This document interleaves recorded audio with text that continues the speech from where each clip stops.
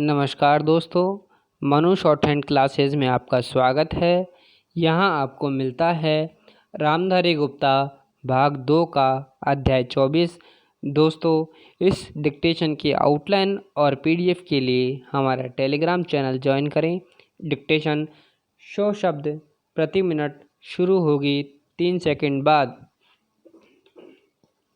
भाइयों और बहनों, आज मुझे बड़ी प्रसन्नता है कि हमारे बड़े बड़े कृषि वैज्ञानिक और कृषि विशेषज्ञ अपने अनुसंधानों के सार राष्ट्रभाषा हिंदी में प्रस्तुत करने के लिए पूरे देश में यहाँ एकत्र हुए हैं।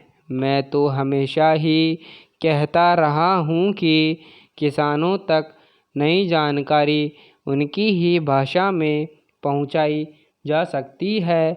आपने अच्छा किया कि श्री गणेश राष्ट्रभाषा हिंदी से किया। मैं तो चाहूँगा कि सभी भारतीय भाषाओं में राष्ट्रीय कृषि सम्मेलन आयोजित किया जाए ताकि सभी क्षेत्रों के किसानों को पता चले कि उनके लिए इस देश के कृषि वैज्ञानिक कितनी मेहनत से नई नई किस्में और तकनीकें निकाल रहे हैं। अब से 3 दिन बाद हम नए वर्ष में प्रवेश करेंगे।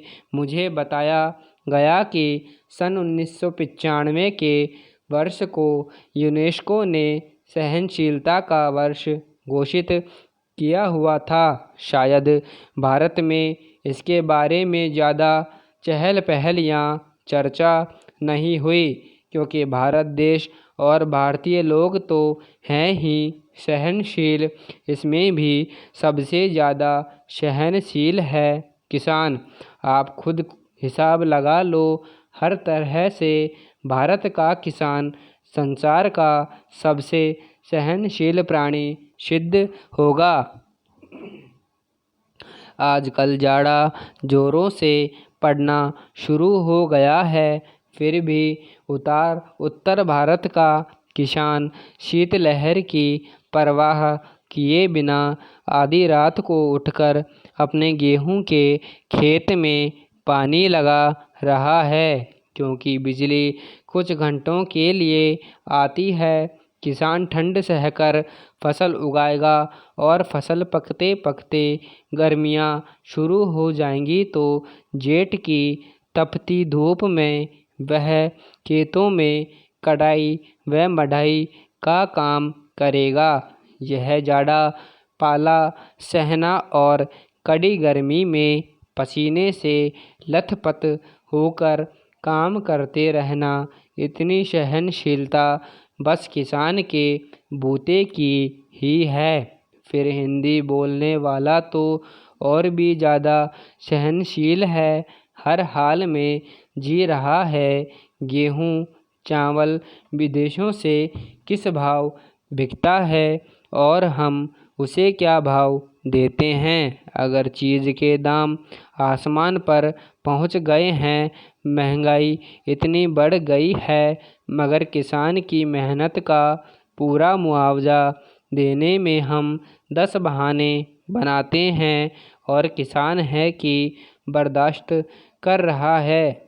बिजली महंगी हो गई, डीजल महंगा हो गया, संकर बीज महंगा मिलता है, रासायनिक खादें मिलती हैं, मगर दालों के भाव चढ़ गए तो चिल्लप्पो शुरू हो जाती है।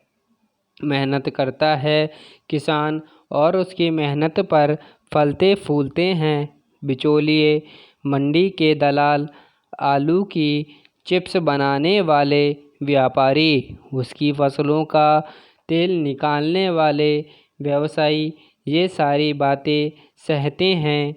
हमारे किसान भाई, 100 किसान से बड़ा सहनशील और कोई नहीं। कोई आता है तो खराब किस्म का बीज बेच जाता है, तो दूसरा जिप्सम के नाम पर मिट्टी बेच जाता है। कई एक नकली कीटनाशक दवाएं बिक रही हैं, छिड़को तो कोई असर नहीं होता। किसान बेचारा सब कुछ सह रहा है। मैं समझता हूँ कि यहाँ जो कृषि वैज्ञानिक अपने शोध पत्र प्रस्तुत कर रहे हैं वे भी बड़े सहनशील होंगे। समाप्त। धन्यवाद।